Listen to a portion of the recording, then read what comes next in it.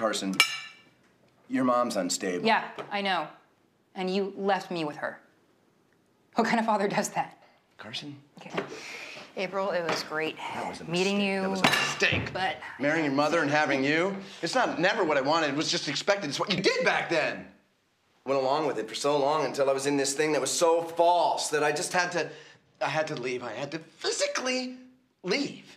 And now you're just a reminder of all that time that I wasted living a life that wasn't even my own. Your biggest mistake is thinking that I'm a mistake.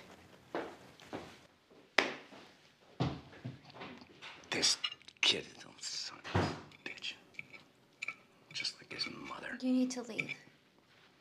What? Just leave. No, well, you're not gonna let any of that be the... Leave!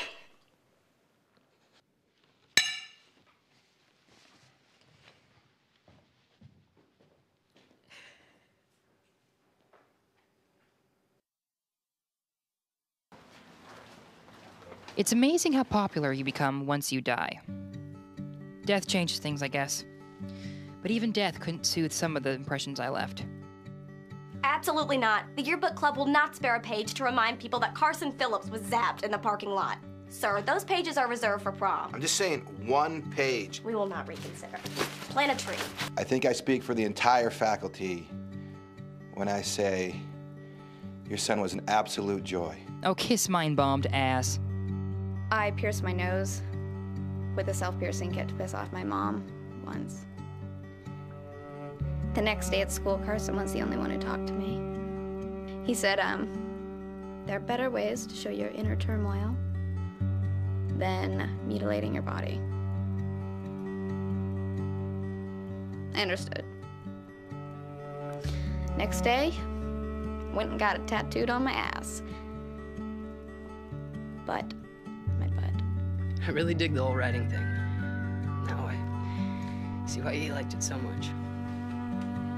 Carson always called me DJ. I thought it was because I always played loud music in my truck. Turns out DJ was short for dumb jock. One day, I conflicted him about it. I said, there's a lot more to me than just being athletic and challenged. Like what? He asked me.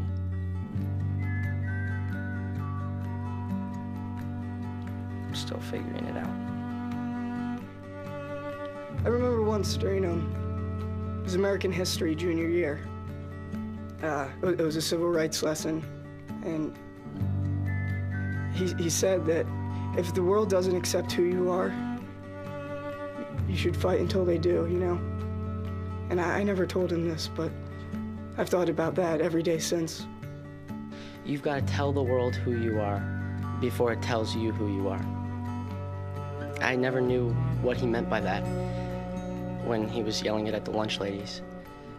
But then I went to a Future Business Leaders of America meeting and realized how much I didn't want to be there. I got what he was saying. Sometimes I think he shoved his own agenda so far down our throats that we were forced to discover our own. Maybe that was his plan all along. To teach us to listen to who we were, not who we were told we were. No saben lo que estoy diciendo. Jamás van a saber lo que estoy diciendo y verdad nunca les va a importar lo que estoy diciendo. Miss you, Carson. I remember the first time I held Carson in my arms and he looked up at me with those big, bright blue eyes and he judged me for the first time. It's hard to imagine that I won't see those judging eyes anymore. I was reading that lightning is a negative charge that comes from friction that clouds carry. And since opposites attract, I would like to think that he was so positive the moment he died, so happy, that he pulled that bolt right out of the sky. I don't know if that's possible, but that's what I believe.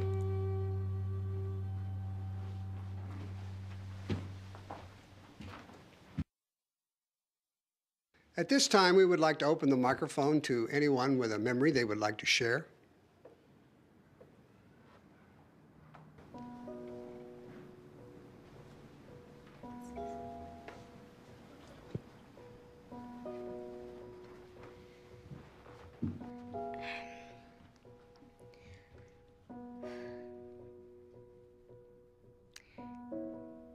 Look, if I stood up here and told you all how much I liked Carson and how close we were, I'd be lying. Honestly, I couldn't stand him. There were times when I would see him walking towards me at school, and I would literally turn around and walk the other way. He was bossy, opinionated, and demanding. He always thought that his ideas were the best ideas. But I learned so much from him, probably more than anyone else I've ever met. I think the funny thing about Carson is that he came to our school to get an education, but he ended up teaching all of us, teaching us how to be us. Classroom to give him my submission for his literary magazine, I was very vocal about my annoyance in doing so. Since I was so busy keeping my 4.5 GPA and being editor of the yearbook. And he said to me, "Remy, if you overachieve yourself into the ground, you'll never know what your real accomplishments are."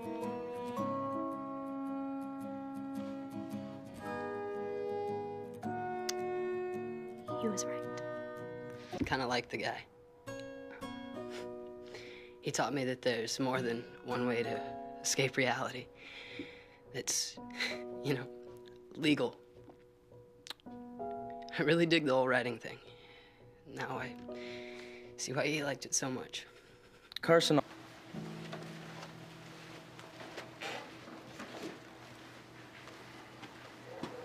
I'm done making mistakes.